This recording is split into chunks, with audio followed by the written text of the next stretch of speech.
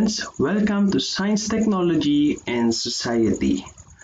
So our topic for today is science and culture. So before we proceed to our discussion, let's have our objective for today. At the end of the discussion, the student should be able to, number 1, describing the relationship between science and culture. Number 2, enumerating ways how science affects culture and vice versa. Before we proceed to our discussion, let me give you a short introduction about our topic. Okay, so now, what we understand today as being modern science is in fact not that modern, but was born nearly half a millennium ago at the time of Renaissance in Europe. But even if we think of great Renaissance thinkers such as Galileo Galilei, Leonardo da Vinci, or Sir Isaac Newton as the first true scientists, we should not forget that all civilizations throughout history have produced and accumulated knowledge to understand and explain the world, a process that was often accompanied or stimulated by technological development. Indeed, the explosion of knowledge during Renaissance was sparked by reawakened interest in writings of Greek, Roman, and Arab philosophers and scholars. The word Renaissance implying a new interest in classical culture and knowledge.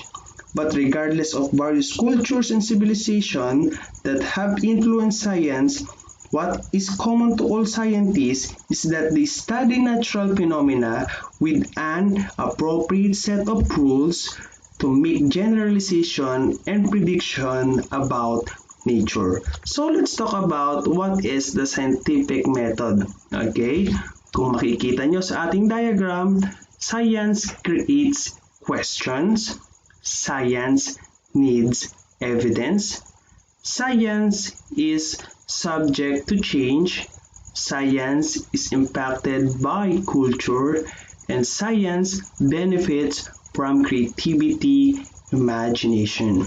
Okay, now let's proceed. Science create question. Okay, let me read to you the definition of science creates question. Good scientific questions over the years have led to important discoveries. Scientists are particularly good at developing simple yet elegant questions that can be tested. Then, in a perfect world, scientists, engineers, architects, and other people use knowledge gained from answer to these questions to make life on Earth better. If we ask questions to our students, to our classmates, to other people, we gain knowledge, di ba? Halimbawa nito, kapag tinanong mo isang tao kung paano makakapunta sa mall, ibibigay niya yung informasyon. Ngayon dito sa science, nag-create tayo ng question to innovate or to improvise something, to discover something. Okay? Mahanap tayo ng information para meron tayong makuhang discovery sa bawat informasyon na kailangan nating malaman. Para ka ditong nag-iimbestiga kung ano ang gusto mong makitang sagot sa isang question. So yung question is ibabato mo siya sa ibang tao para makakuha ka pa rin ng information doon sa mismong gusto mong malaman. Okay? Now, we have here the three main types of question. Number 1, verification question. These are basic data collecting questions. They are useful in building knowledge. Okay, when you hear the word verification, kinukumpirma mo. Okay, kinaklaro mo yung isang bagay. Okay, like for example, if it is cold today, malamig ba ngayon? So, parang naghahanap ka lang ng bine-verify mo lang yung isang question, nag-i-inquire ka lang. Is the sun still out? No, okay? Umaga na ba? So, nasa process na naghahanap ka ng isang sagot, which is, yung sagot na yun is kinaklaro mo lang. Okay? Next is atin, is a flame hottest when it is blue? Mainit ba ang apoy kapag siya ay kulay blue? So, tinatanong mo lang or nag-i-inquire ka, kinaklaro mo isang bagay kung ito ba ay totoo. Yun ang tawag natin doon is verification questions. Number 2, significant jury question require an explanation and prior knowledge. Okay, so again, requires an explanation and prior knowledge. Let me give you an example. Why should you point a car wheels toward the crab when parking on hill? Okay, do clouds have to be in the sky for it to rain? Why you add acid to water instead of water to acid? Okay, this question increases knowledge of subject but needs prior knowledge to be asked. Okay, so dito medyo komplikado na ang katanungan. Okay, kailangan mo na rito ng explanation. Kung kanina sa verification, it is answerable by yes or no. Okay, meron kang option para sagutin yung isang tanong. Dito, you need to explain the answer. Okay, so kanina, sabi niya dito, why you should point a car wheels toward a curb when parking on hill? Bakit mo daw ginagawa yun? Okay? So, yung mga question ay how, why. So, these questions need explanations. Okay? Experimental question requires explanation, prior knowledge, and are testable. Okay? Highlight natin yung word na testable because this is experimental. You need to test the hypothesis or you need to test the question. Okay, if salt is added to water, would the solution still boil at the same temperature? So, pag nilagyan mo ba yung tubig ng asin, kukulo ba yung tubig sa same din na temperature niya? Okay, if sultan lotion is put on ultraviolet detecting beads, will the beads still change the color? Okay, experimental question requires a more depth answer that requires testing. Okay, so kung mapapansin natin dito sa experimental question, hindi ka kagad maniniwala hanggang hindi mo nakikita yung sagot. Okay, so paano mo malalaman yung sagot? So kailangan mong i-test yung sagot kung yun ba ay magiging accurate. Okay, like for example, yung pusa ba kapag nahulog siya sa 10th floor building is mabubuhay pa siya? So may nagsasabi na ang pusa daw ay may 9 na buhay. Well, ngayon gustong malaman kung yung bagay ba na yun ay totoo. So ano bang mas maganda gamitin? I-verify lang ba natin siya? Kailangan ba natin ng explanation? Or kailangan nating experiment? Ngayon, itong tatlong ito is magkakaiba sila ng power. Pero the more na pumupunta ka sa pang number 3, mas nagiging concrete yung inyong sagot. Or mas nagiging concrete yung idea mo tungkol doon sa question. Okay? Next one.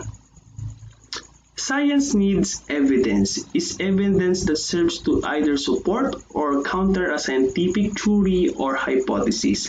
Such evidence is expected to be empirical evidence and interpretable in accordance with scientific method. Okay, now, in this lesson, in this topic, science needs evidence. Okay, so for you to believe, okay, in a situation that you are belong or you're studying, like for example, ikaw yung tao na naghahanap ng artifacts of dinosaur, you need to have an evidence. Kung ikaw yung police na nag-investigate ng crime, you need to have evidence. Okay, so paano natin masasabi ng isang bagay or isang pangyayari ay totoo kung wala naman siyang ebidensya? So, mahirap paniwalaan. So, science needs evidence. So, kapag may evidence na ikaw, pwede na tayong maniwala na yung bagay na yung na dinidiscuss or in-explain ay makatotohanan. So, we need to highlight the word empirical evidence. Ano bang ibig sabihin ng empirical evidence? Okay? Ito yung pinaka-concrete point natin sa lugar na ito. Kasi dito sa concrete o sa empirical evidence, you need to have or you need to apply your five senses. Okay, you need to observe the situation, you need to document everything, or you need to record the data for you to have an evidence. Pag sinabi natin empirical, kailangan involved dito yung 5 senses ng tao. Okay? Sense of taste, sense of smell, sense of hearing, sense of sight, sense of touch. So yun yung mga bagay na dapat nating gamitin para magkaroon tayo ng konkretong ebidensya. Okay? Pag sinabi nating empirical, it comes from the Greek word means experience. Okay? Pag sinabi mo experience, naranasan mo siya, na involved na yung katawan mo doon sa pangyayari at kaya mo siyang i-defend sa lahat ng tao because you experience the situation. You are there. Okay? Next one we have science is a subject to change. Science is a process for producing knowledge. The process depends both on making careful observation of phenomena and on inventing theories for making sense out of those observation. Pag sinabi nating subject to change, nandito yung process kung saan inaalam mo kung ang isang pangyayari nga ba ay totoo. Okay, sabihin natin na ito ay mga theory or hypothesis na gusto mong patunayan kung ito ba ay totoo. So, kailangan mo siyang i-test. Okay? Ngayon, pag nagte-test ka ng isang bagay or nagdi-discover ka ng bagay, nala-highlight natin dito yung word na producing knowledge. The more na nagdi-deep or nagnanarrow ka doon sa information, you produce a lot of information para mabago mo yung isang subject. Anong ibig sabihin ko dito? Kapag ang isang bagay or isang question ay merong kang maraming sagot o marami kang tanong, nakakapagbigay ka ng maraming impormasyon. Okay? Ngayon, kung ang isang theory or isang knowledge or isang fact ay kakaunti ang impormasyon, kakaunti ang ebidensya, wala siyang proper observation, maaaring mabago yung isang theory, maaaring mabago yung isang hypothesis. Okay? Pag sinabi nating hypothesis, it is alternative answer for a particular question. Ibig sabihin, hindi siya concrete answer.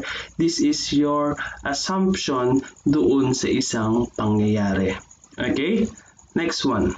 Okay, let me read. Science is impacted by culture. Scientists' values and beliefs are influenced by the larger culture in which they live, such as personal views, in turn influence that questions they choose to pursue, how they investigate those questions. We are all influenced by the culture in which we grow up, the societies in which we live. Those cultures shape our expectation, values, belief, and goals. Scientists are shaped by their culture, the society which influence their work. For example, a scientist may refuse to participate in a certain sort of research because it conflicts with his or her belief or values. Alright, next one. We have science benefits from creativity and imagination. Creativity is not only the ability to come up with new ideas, but also narrowing down those new ideas to focus on that can be elaborated. Creative people in fields come up with new ways of looking at the world. Okay, so the word creativity and imagination is very important in innovating, okay, in recreating, in making new ways, or to simply the living of people. Okay, gumagamit tayo ng creativity para mas maging accessible ang lahat, para mas maging komportable ang lahat. Gumagamit tayo ng imagination sa science para mag-discover ng panibagong pamamaraan. Okay? Because science means study, we need to study everything that makes our living or cost of living or pamumuhay natin na mas madaling paraan. Okay?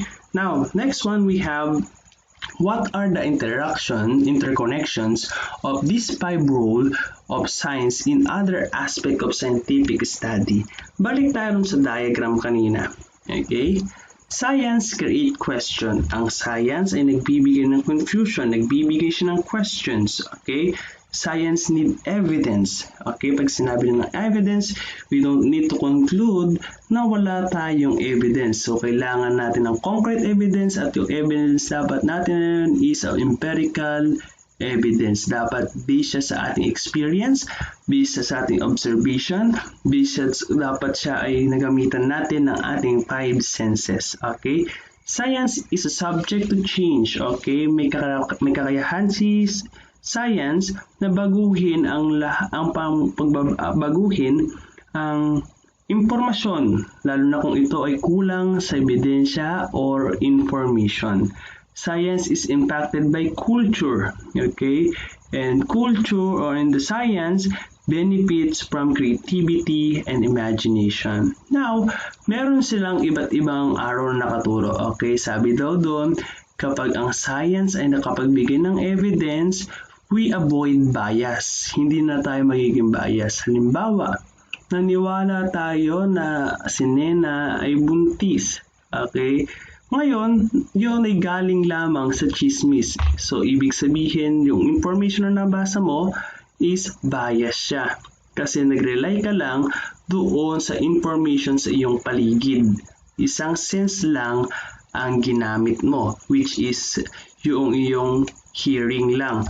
Now, sa part na yun, kailangan nating maging concrete yung evidence. Okay, pumunta ka, tinanong mo, nag-usap kayo, lahat ng senses mo ay ginamit mo at inobserbahan mo ang lahat. Now, magre-rely ka pa ba sa chismis? The answer is no, because you have a concrete evidence which can hinder the bias. Okay, now, hinder mo siya ang bias, we will create even more question. Magtatanong ka pa na magtatanong, and then hanggang sa dumating yung point na madidiscover mo yung isang bagay. Okay, now, tulad ng sinabi ko kanina, the more question you have, the more information you create. Next, science is subject to change. Okay, so ngayon, science need evidence. Kailangan mo ng evidence, and which is subject to change. So, ibig sabihin, once na magkaroon ka ng evidence, you have a power to reject or to accept the information. Halimbawa nito, balik tayo rin sa ating pinag-uusapan na pusa. Okay? Hinulog mo yung pusa ngayon dahil ang gusto mo ay mapatunayan kung may 9 lives ang pusa.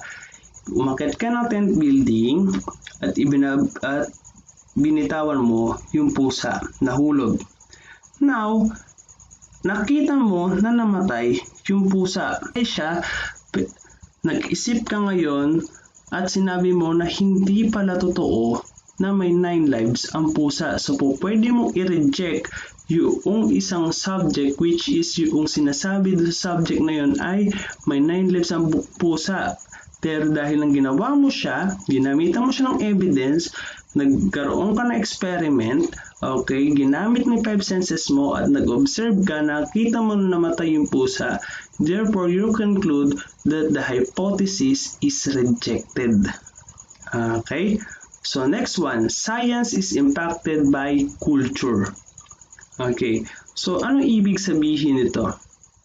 Okay, nasabi na natin siya kanina, kapag nagkaroon ng culture, mababago ang science ng culture. Okay, halimbawa nito yung pamumuhay nila, dati silang naglalakad, pero ngayon dahil may sasakyan na, pwede silang sumakay. So nakatulong dun si science. Pero kung babaguhin natin yung culture, okay, yung values, yung kanilang pamumuhay, yung kanilang goal, okay, yung kanilang beliefs, yung kanilang expectation, hindi kayang baguhin ni science. Pero kapag ang pinag-usapan natin ay way of living in culture, pwedeng makagawa si science ng invention. Okay? Next, sabi rin, pag si culture daw can have unique influence on creativity and imagination. So ngayon, kung ikaw ngayon ay nakatira sa isang lugar na may ganitong kultura, pwede mong gamitin yung culture mo or yung beliefs or yung iyong expectation, yung values and goals mo para gumawa ng isang invention. Okay, doon nagsisimula si culture sa yung culture na yun, yung magiging source of idea mo para gumawa ng isang invention. Okay, nandito tayo sa part na yan. Si culture ay makakapagbigay ng creativity and imagination because of their beliefs, because of their tawag dito, expectation, because of their goals. Okay, nakakapag-generate sila ng panibagong information, nakakagawa sila ng panibagong discovery. Okay, let's proceed now on cultural personal factors in theory. Okay, now let's proceed to cultural personal factors in theory. Okay, now we have 4 types of cultural personal factor. One is physiological motives and practical concern. Number 2 is ideological principles. Number 3, opinions of authorities. 4 is metaphysical worldviews. Now let's talk about physiological motives and practical concern.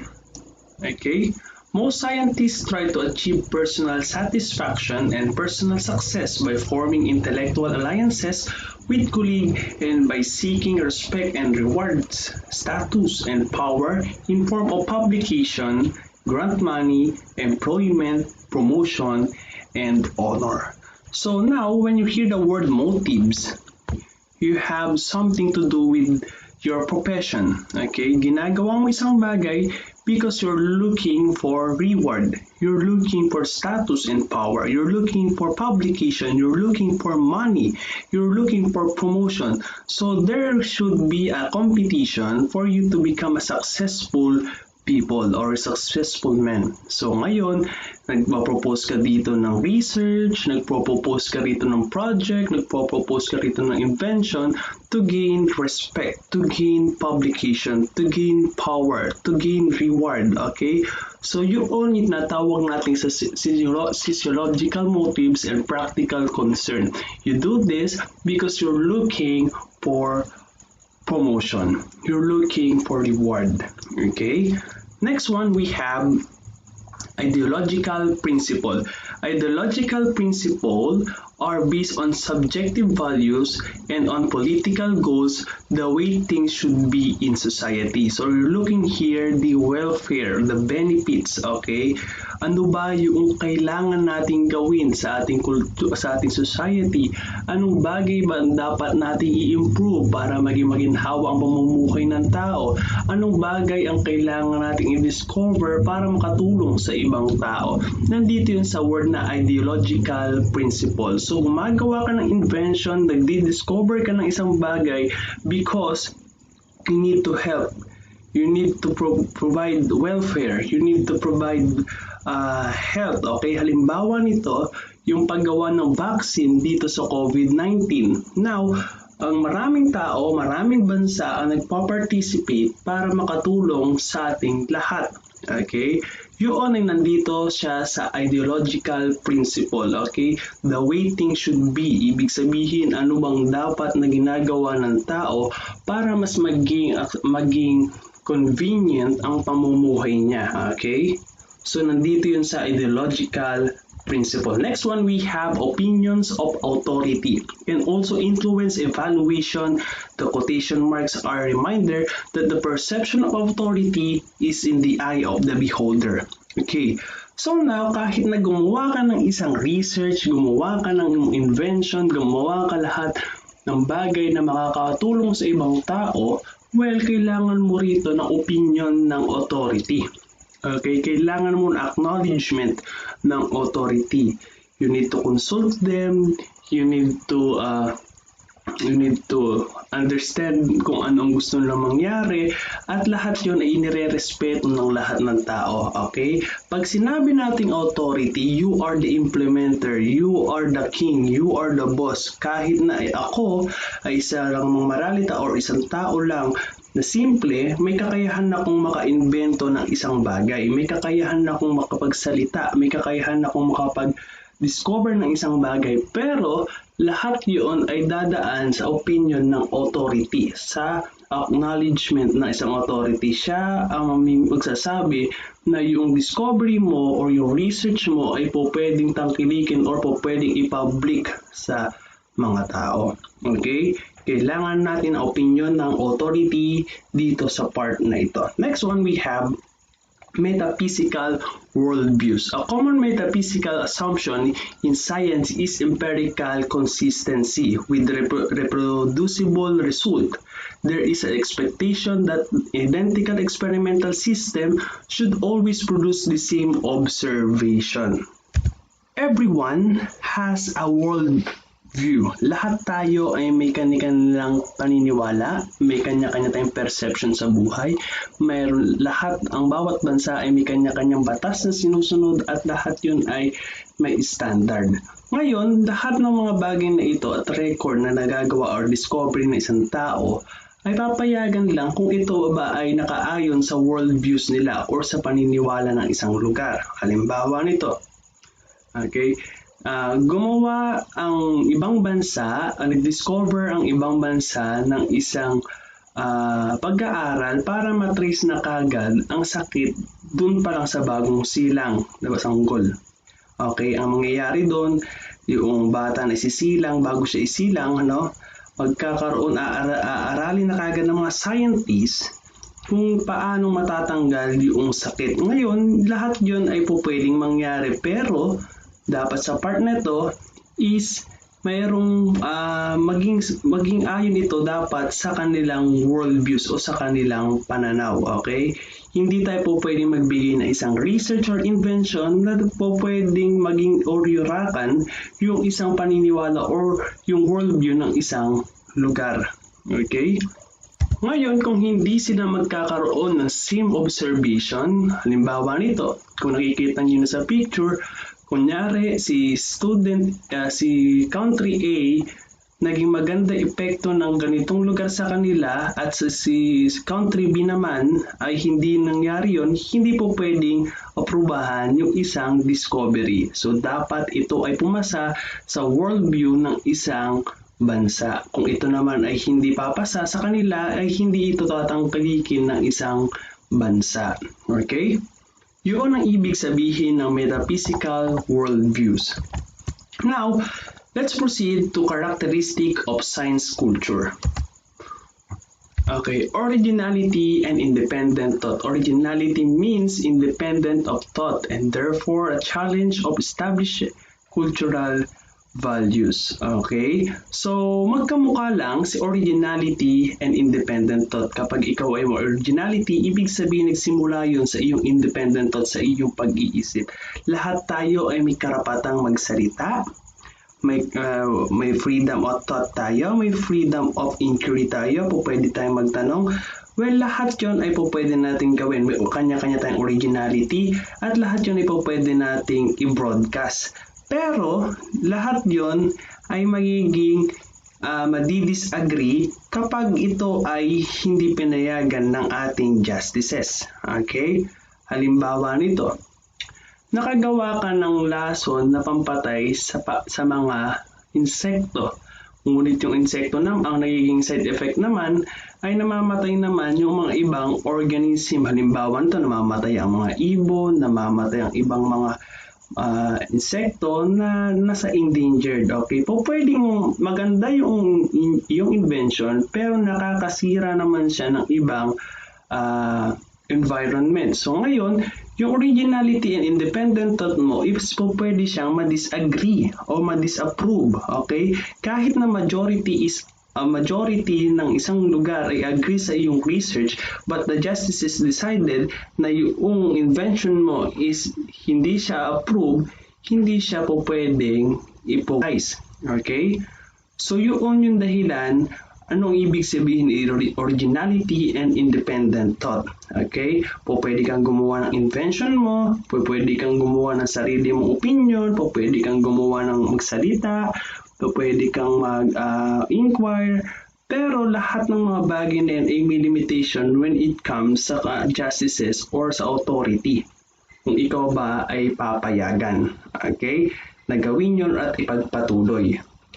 Dissent may decide if the originality and independent thought will approve, even if the majority agree. The justices have authority to dissent or disagree to originality and independent thought. Okay, next one we have ways in which science affect culture. So first we have effect on healthcare.